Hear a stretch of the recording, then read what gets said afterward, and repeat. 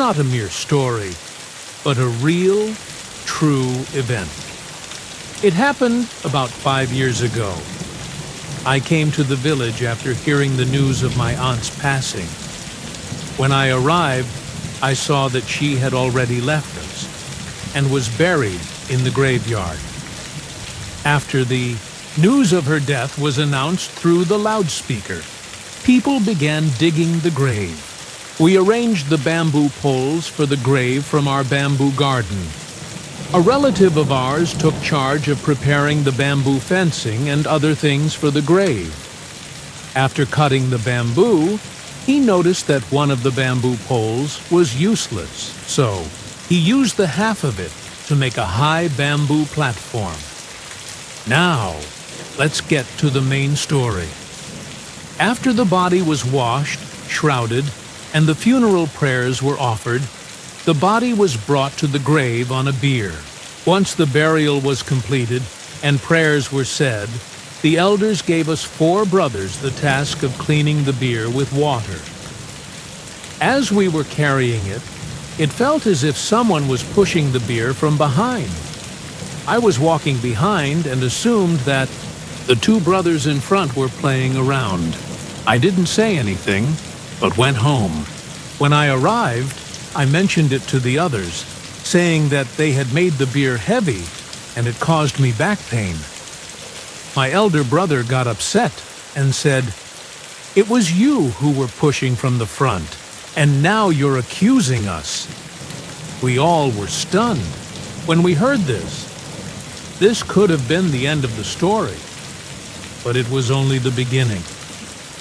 Later, my uncle and younger aunt went on a motorcycle to invite people for a prayer ceremony for my aunt's soul. As dusk approached, there was a sudden uproar in the house. It was reported that my uncles had met with an accident and fallen into the pond in front of our house. Everyone rushed to the scene, but to their surprise, nothing was found. When they asked the person who had reported it, she said, "I just saw it happen. How could it be a mistake?" This made everyone uneasy. Later that night, when my uncles returned home, they were told about the incident. They laughed and said, "We just came home. You all must be out of your minds." At that moment, my younger aunt started screaming. Everyone rushed to her, and she said, "When I was standing on the veranda, I heard a sound as if something was moving on the bathroom roof. And then a loud noise came as if something had fallen inside. But when I checked, everything was fine." After all this, everyone went to bed.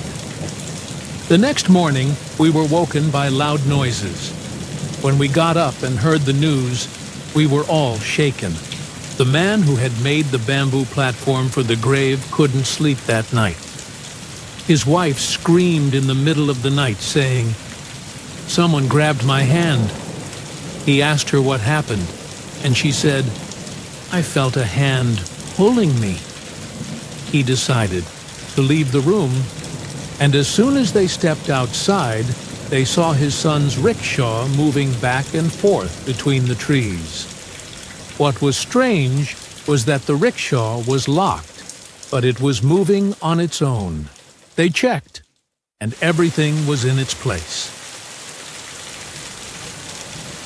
A few days later, on the night before the prayer gathering, one of my uncles, after giving some money for the prayer, was returning home when his motorcycle suddenly began heading towards the forest, where my aunt was buried. He tried hard to control it, but it wouldn't stop. Terrified, he left the motorcycle and ran back to the house, gasping for breath, and explained what happened. Everyone went to the grave site with sticks and found the motorcycle facing the grave, its lights on, and the engine running. My uncle, seeing this, was so scared that he fainted. The next morning, we called a respected cleric to perform a prayer ceremony. After that, everything settled down, and peace returned.